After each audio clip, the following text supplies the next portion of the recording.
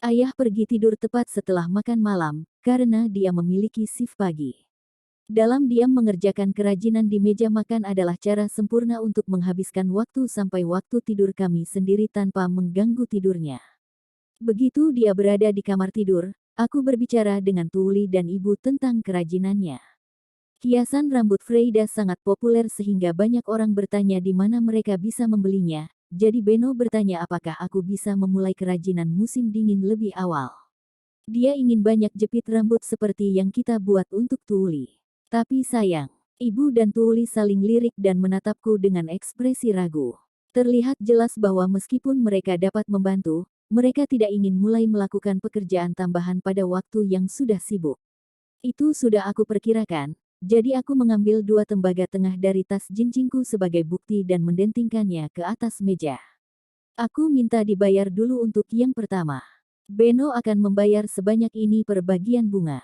Ibu dan Tuli segera berdiri dengan suara gemerincing dan menarik meja lebih dekat ke perapian untuk mencari cahaya lebih baik, meskipun tanpa mengarahkan sepatah kata pun. Tunggu apa? Aku dibiarkan duduk sendirian di kursi, tertegun. Bahkan sebelum aku pulih, Tuli mengambil 3 pasang jarum jahit tipis dari kotak jahit dan ibu mengeluarkan keranjang berisi benang dari ruang penyimpanan. Aku turun dari kursi, kewalahan dengan koordinasi sempurna mereka. Saat aku dengan lemah menarik kursiku ke meja, ibu berbicara padaku. Mana yang sudah jadi yang bisa kita gunakan sebagai contoh? Aku sudah mengembalikannya ke Tuli, kataku, mengarahkan Tuli untuk segera mengeluarkan jepit rambutnya dari kotak miliknya. Suara gemerisik yang dia buat melalui kotaknya membuat ayah memanggil menanyakan apa yang sedang terjadi, tetapi ibu hanya mengatakan, tidak apa-apa, dan, selamat malam, sayang. Setelah mendekatkan kursi ke meja, aku naik ke atasnya dan melihat mereka sudah selesai mempersiapkan segalanya. Warna apa yang harus kita buat? Tanya ibu sambil mengacak-acak keranjang benang, tapi warna spesifiknya tidak akan jadi masalah. Kami tinggal membuat hiasan rambut dengan desain yang sama dengan Tuli. Kami tidak tahu warna rambut dan warna favorit masing-masing pelanggan, jadi dia hanya ingin kita membuat banyak warna yang berbeda. Kau bisa memilih 3 warna berbeda seperti jepit rambut Tuli dan membuat bunga sebanyak miliknya. Masuk akal. Bagaimana dengan putih, kuning, dan merah? Sepertinya bagus dan imut menurutku. Segera setelah aku memberikan persetujuan, ibu mulai merajut dengan kecepatan tinggi. Dia tahu bagaimana membuat hiasan rambut dari pengalaman sebelumnya, dan dengan demikian tidak ada yang menahannya. Bunga kecil yang membutuhkan waktu sekitar 15 menit untuk aku jahit hanya membutuhkan waktu 5 menit untuknya. Semakin banyak pilihan warna akan semakin baik. Aku pikir aku akan memilih warna putih, kuning, dan biru. Warna yang sama dengan jepit rambutku. Warna apa yang akan kamu pilih, Sambil cekikikan Tuli memilih favoritnya dari keranjang yang penuh dengan warna-warni pelangi. Sepertinya dia sangat menyukai hiasan rambut yang kubuat untuknya, yang membuatku bahagia. Aku pikir aku akan memilih warna pink, merah, dan hijau. Bunga hijau terlihat seperti tanaman biasa, yang sangat lucu, kan? Benar-benar lucu. Tapi, hei, bagaimana kau membuat ini? Tuli, tampaknya tidak ingin mengganggu fokus intens ibu, menggeser kursinya ke sebelahku. Karena aku telah membuat jepit rambut Tuli sebagai hadiah untuknya, dia tidak memiliki pengalaman dalam membuat tipe bunga yang sama. Tidak sesulit itu. Lakukan saja begini, dan begini, aku menunjukkan kepada Tuli cara membuat bunga kecil sambil menjahitnya. Itu jauh lebih mudah dijahit daripada mawar Freida, jadi Tuli menguasai teknik itu dalam waktu singkat.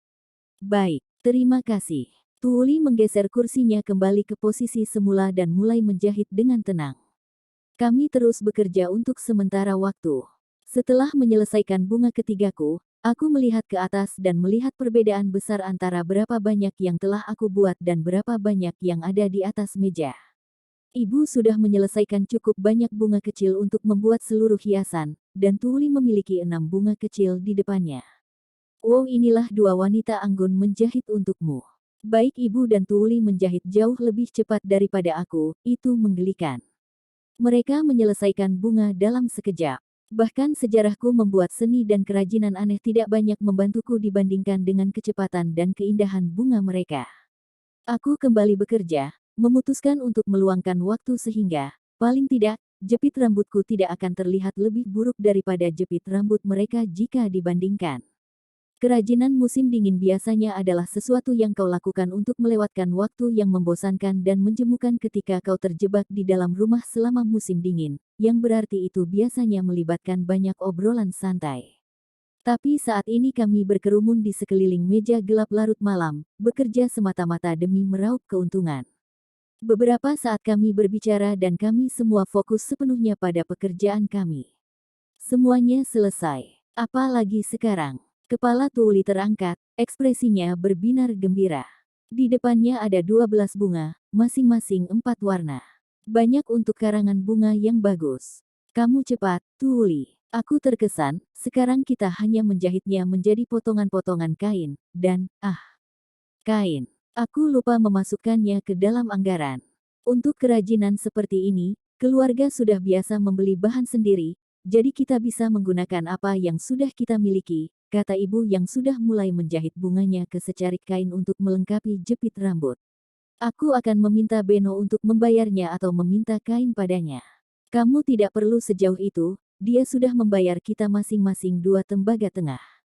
Seberapa buruk upah yang biasanya ibu dapatkan untuk barang-barang ini?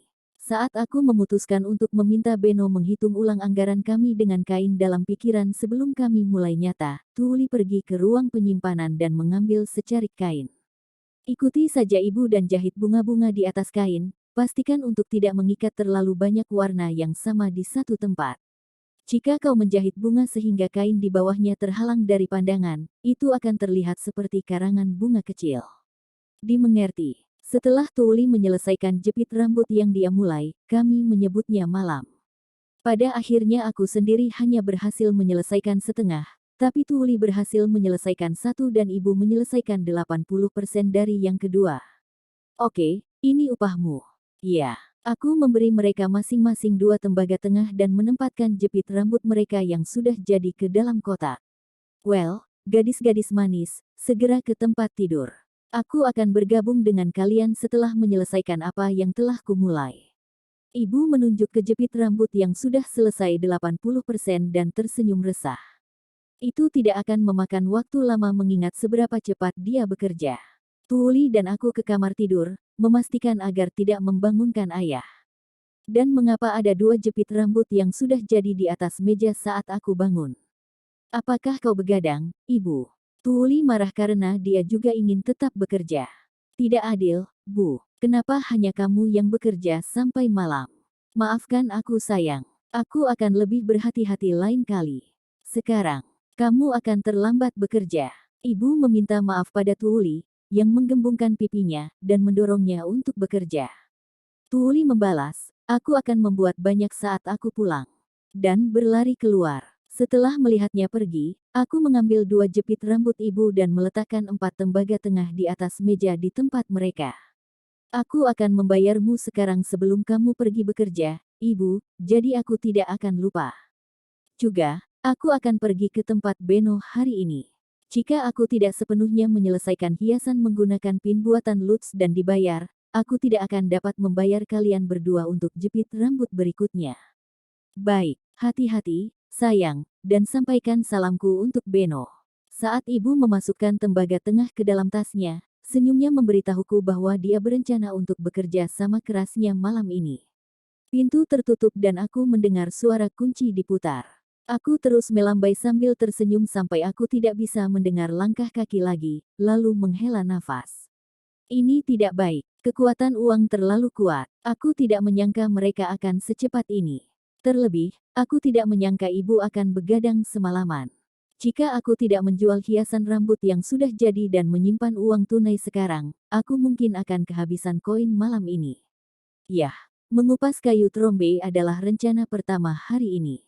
Aku tidak tahu dengan pasti kapan Lutz akan datang, jadi aku harus bersiap-siap dan menunggu. Pertama, sesuatu yang mirip kentang itu disebut dengan potato fels. Nama yang mirip, aku tahu. Selanjutnya, batu tulis, pena, dan kalkulator agar kami bisa belajar saat kayu dikukus. Aku tidak boleh melupakan set pesanan suplai karena aku berencana untuk pergi ke tempat Beno. Sebaiknya bawa jarum dan benangku untuk menyelesaikan jepit rambutku yang baru setengah jadi. Yang berarti membawa secarik kain dan 7 bunga kecilku. Ditambah jarum dan benang lain untuk menempelkannya ke peniti dan kain. Setelah semuanya siap, aku mulai menjahit bunga-bunga kecil sambil menunggu kedatangan Lutz. Setelah menyelesaikan sekitar 2 darinya, aku mendengar ketukan pintu dan Lutz bertanya apakah aku ada di rumah.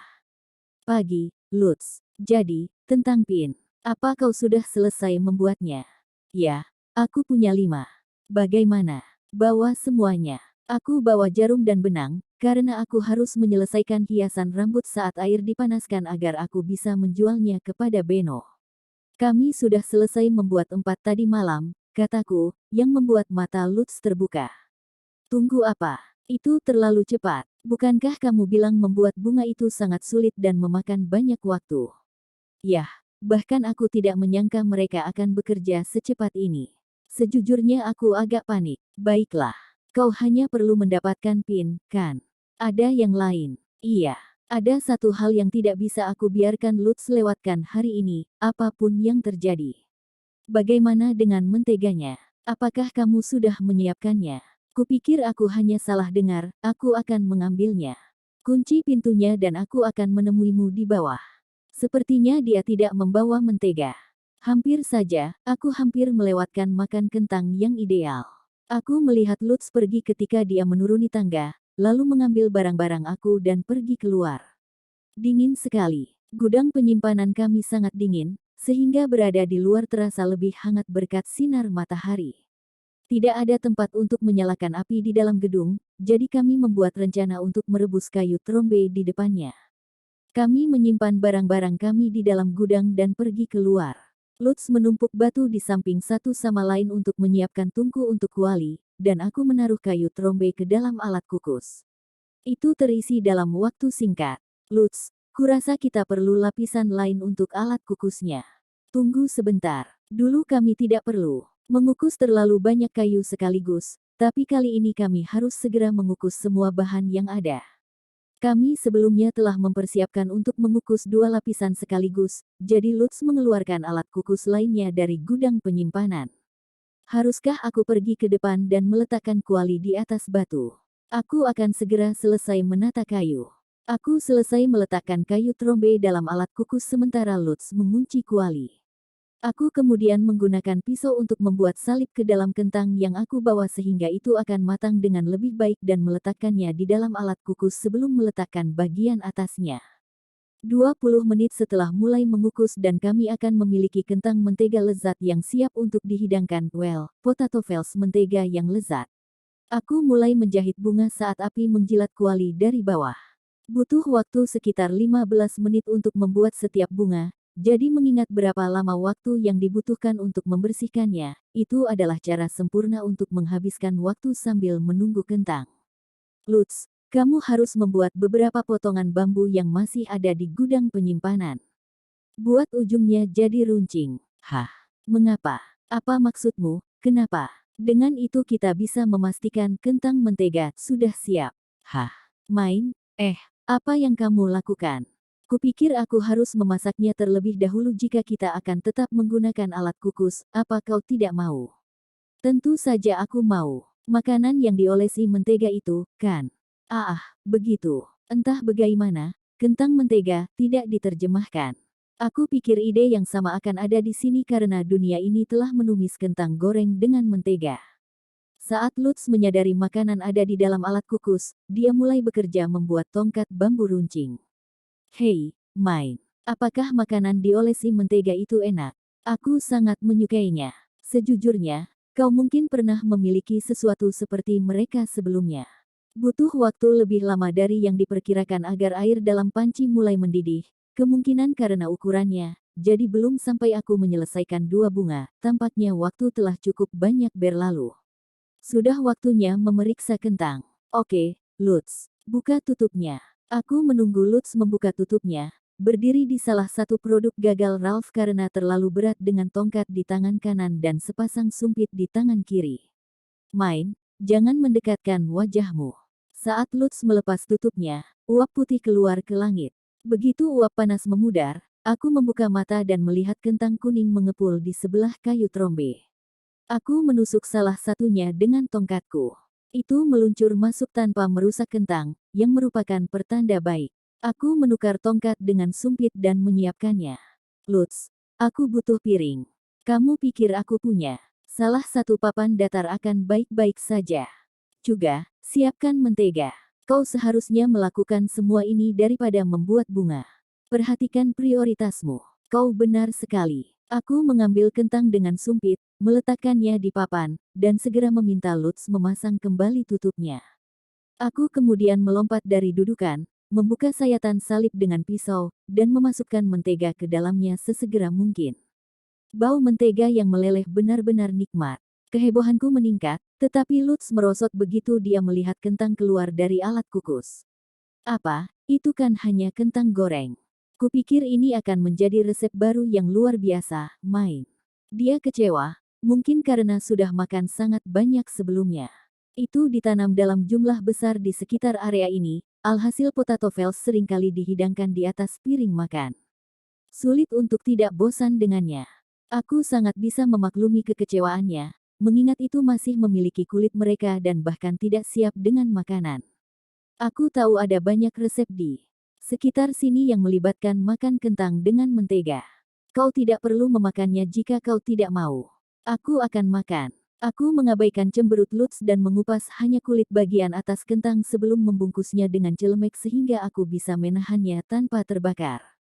Aku kemudian mengangkat kentang yang masih mengepul dan menggigitnya. Bagian luarnya saja sudah cukup dingin berkat udara yang dingin, tapi bagian dalamnya panas dan hancur berkeping-keping di mulutku. Itu memiliki aroma berasap karena dikukus bersama kayu trombe, yang memberi aksen pada mentega dan membumbui kentang dengan cara yang belum pernah aku rasakan di rumah. Aku meletakkan tangan di pipi dan menggoyangkan dengan gembira karena rasanya ketika Lutz menghela nafas di dekatnya dan kemudian menggigitnya. Seketika, matanya terbuka dan dia menatap kentangnya. Dia melihat antara aku dan kentang, tertegun, dan kemudian menggigit lagi dengan bingung. Lezat sekali. Mengapa? Rasanya benar-benar berbeda dari masakan kentang yang pernah aku makan di rumah. Itu karena aku mengukusnya. Mengukus kentang membuatnya penuh dengan nutrisi dan cita rasa. Karena aku mengukusnya dengan kayu trombe, rasanya hampir seperti mengasapi, yang menambahkan kelezatan ekstra. Sementara kami makan kentang goreng yang panas dan lezat, aku memberitahu Lutz tentang bagaimana aku membuat jepit rambut bersama ibu dan Tuuli tadi malam. Aku juga tidak bercanda. Ibu dan Tuuli menjahit dengan sangat cepat sampai-sampai aku tidak percaya. Sepertinya mereka juga akan bekerja sama cepatnya malam ini. Aku bahkan tidak menyelesaikan satu pun. Lagi-lagi pengingat lain tentang betapa tidak bergunanya diriku. Jangan terlalu dipikir, itu hanya menjahit. Bagaimana denganmu, Lutz? Bagaimana semalam? Lutz dengan menyesal menjilat jarinya setelah memakan kentang terakhirnya dan menggelengkan kepalanya. Tidak ada yang peduli dengan apa yang kulakukan. Mereka semua mengacuhkanku ketika aku meminta bantuan. Baik, ingin aku rapalkan mantra sihir pada keluargamu juga. Sihir. Kita bisa mampir ke tempatmu setelah Beno membayar kita, aku akan menunjukkannya padamu. Kami selesai makan, jadi Lutz mengambil air dari sumur sehingga kami bisa minum dengan tangan kami. Aku kemudian pergi untuk mengambil kalkulator, yang aku letakkan di depan Lutz. Oke. Kita menyelesaikan 4 jepit rambut hari ini.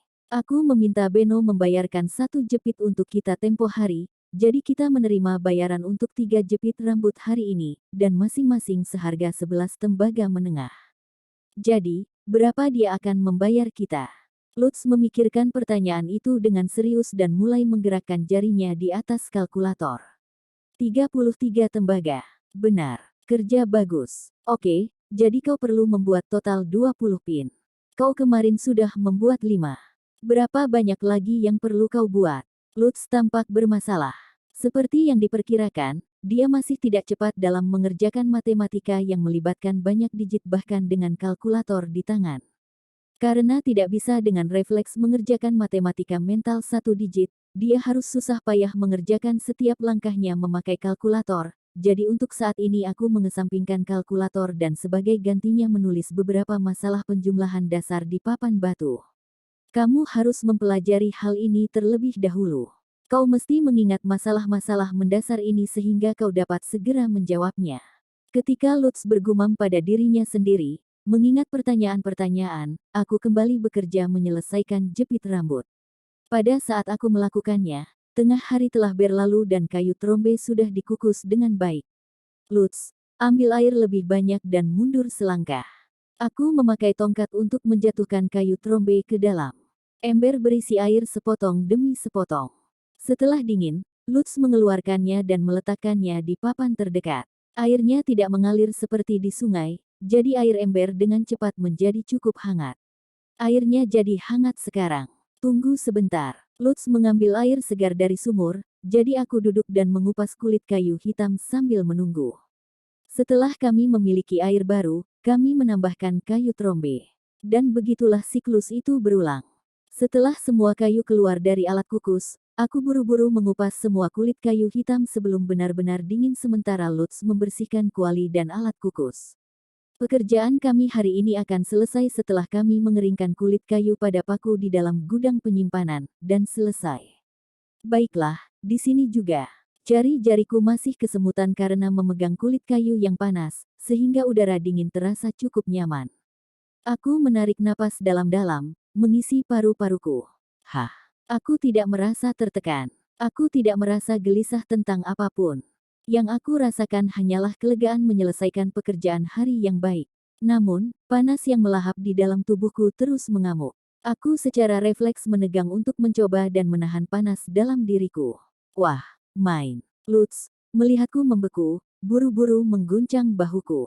Aku ingin mengatakan, jangan guncang aku, sulit untuk berkonsentrasi, tapi aku mengatupkan gigi aku terlalu keras untuk mengatakan apa-apa.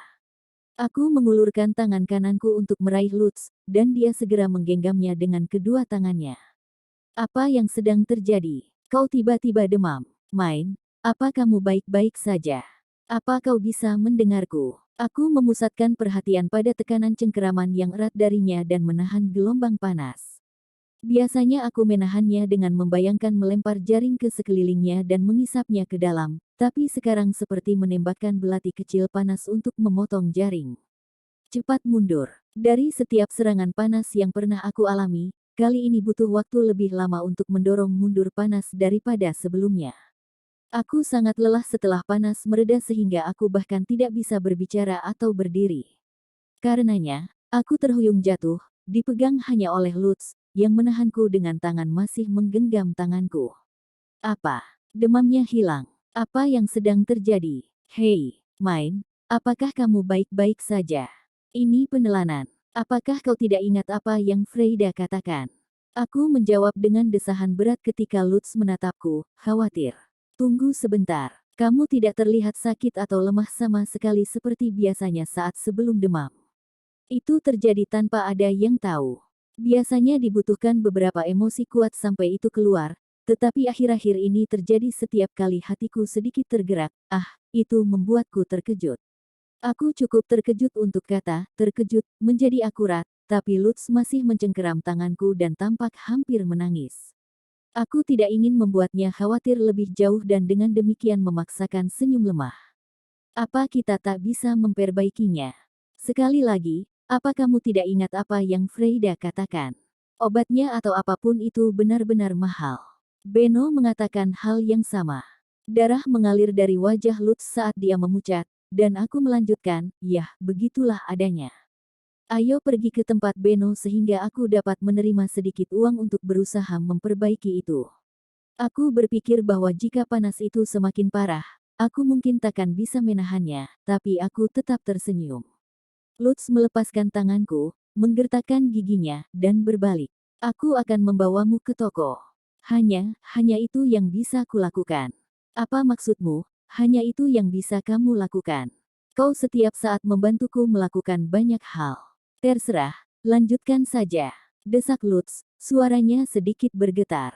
Aku pura-pura tidak menyadarinya dan naik ke punggungnya, tapi aku bisa merasakan air mata menetes di pipinya dan ke lenganku. Aku benar-benar merasa tidak enak hati. Di masa uranoku, aku begitu fokus pada buku sehingga aku tidak punya teman yang akan menangis untukku seperti ini. Dan meskipun telah membaca begitu banyak buku, aku tidak tahu harus berkata apa kepadanya. Kamu terlalu baik, Lutz. Kau tetap bersamaku tidak peduli seberapa banyak aku seringkali sangat tidak berguna. Kau menerimaku meskipun kau tahu aku bukan main yang sebenarnya. Kamu tidak perlu merasa bersalah. Apapun yang terjadi, bahkan jika penelanan itu membunuhku. Jika muncul begitu saja dan tidak ada yang bisa menghentikannya. Dan, aku tidak akan membiarkannya mengalahkanku. Aku belum berhasil membuat buku. Aku mendengar Lutz terisak, tetapi dia tidak menjawab. Kami tiba di toko tepat ketika Mark, tampak khawatir, dan Beno, yang tampak frustrasi, pergi. Tampaknya penjaga itu masuk ke dalam untuk membawa mereka setelah melihatku di punggung Lutz. Hah, astaga. Beno menghela nafas saat berjalan ke arahku, lalu segera mengangkatku dan benar-benar melemparkanku ke arah Mark. Aduh, Mark untungnya menangkapku, tapi tetap saja. Apa yang Beno pikirkan, melemparkan orang sakit yang kelelahan seperti itu. Sebelum aku bisa mengeluh, Lutz melihat ke atas dari tanah untuk pertama kalinya sejak kami mulai berjalan di sini. Lutz, ikut aku ke ruanganku. Hanya Lutz. Dan sebelum Lutz bisa mengatakan sesuatu, Beno menjulurkan rahangnya ke arah toko, alisnya berkerut. Momentumnya terhenti, Lutz menghilang ke toko bersama Beno. Dia berbalik untuk sekali menatapku karena khawatir.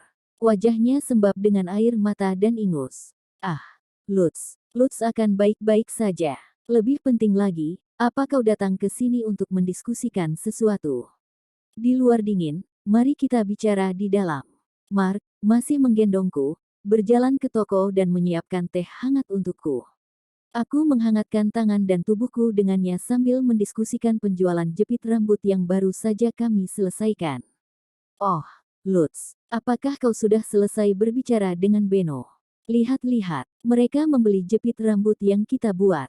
Aku khawatir sambil menunggu Lutz keluar, tetapi ketika dia keluar, dia terlihat lebih tenang dari sebelumnya meskipun matanya bengkak. Dia tersenyum lemah setelah melihat uang yang kuberikan padanya. Wah, uangnya banyak. Aku pikir kita akan baik-baik saja selama 2 atau 3 hari dengan uang sebanyak ini. Hanya 2 atau 3 hari. Lutz sudah cukup tenang untuk mengobrol dengan tenang. Aku menghela nafas lega. Aku tidak tahu apa yang dikatakan Beno padanya, tetapi seperti yang kuduga dari sang master diplomasi. Dan panjang umur, Beno mengikuti Lutz keluar dan mengangkat bahu seolah tidak ada yang terjadi sama sekali. Sekarang bukan waktunya mengobrol. Jika kau sudah selesai, cepat pulang dan tidur, main. Lutz memberitahuku bahwa kau tidak enak badan. Beno memberi isyarat kepada kami, lalu mengingat sesuatu dan menambahkan apa yang dia katakan. Mark, pergilah bersama mereka. Agak berbahaya bagi anak-anak kecil seperti mereka untuk membawa uang sebanyak itu. Dimengerti, Tuan. Dia membayar kami tembaga tengah untuk memudahkan kami membayar ibu dan Tuuli. 33 koin akan berdenting dan berdentang cukup nyaring saat kami berjalan. Hanya memegang beberapa di tangan kami bukanlah masalah, tetapi suara dentingan uang akan membuat kami, anak-anak kecil prabaptis, sangat menonjol. Risiko dirampok terlalu tinggi. Yang terbaik adalah mempercayakan uang itu pada Mark. Mark saling tatap dengan Beno, lalu meraihku bersama sekantong uang. Aku bisa berjalan sendiri, Paman Mark. Aku akan segera mempercayaimu jika Lutz tidak membawamu ke sini. Tolong jadilah gadis yang baik dan demi kesehatan mental semua orang, izinkan aku menggendongmu. Dengan kata lain, kamu sakit, jadi tutup mulutmu. Aku tidak punya argumen. Dengan kepala tertunduk, aku berhenti mengayunkan tangan dan kakiku. Dalam perjalanan pulang, aku berbicara dengan Mark tentang apa yang kami lakukan dengan kerajinan musim dingin dan melakukan yang terbaik untuk menjelaskannya dengan cara yang juga akan sepenuhnya dipahami oleh Lutz. Ini bisa dianggap sebagai bagian dari pelatihan magangnya. Ada 3 hal yang harus dilakukan Lutz untuk memastikan agar bantuan keluarganya berjalan lancar. 1. Dia perlu mencatat di papan berapa banyak masing-masing pin yang diukir. 2. Dia perlu menyembunyikan papan itu di tempat yang aman agar tidak dirusak oleh seseorang. 3. Karena Lutz mendapatkan 4 tembaga menengah sebagai biaya penanganan per pin, dia perlu menambahkan keempatnya di kalkulator untuk mengingat totalnya. Lutz bilang dia tidak merasa senang mempermasalahkan uang saat keluarganya terlibat, tetapi Mark meyakinkannya bahwa belajar berbisnis dengan keluarga adalah bagian penting dari jalan menuju menjadi pedagang yang baik.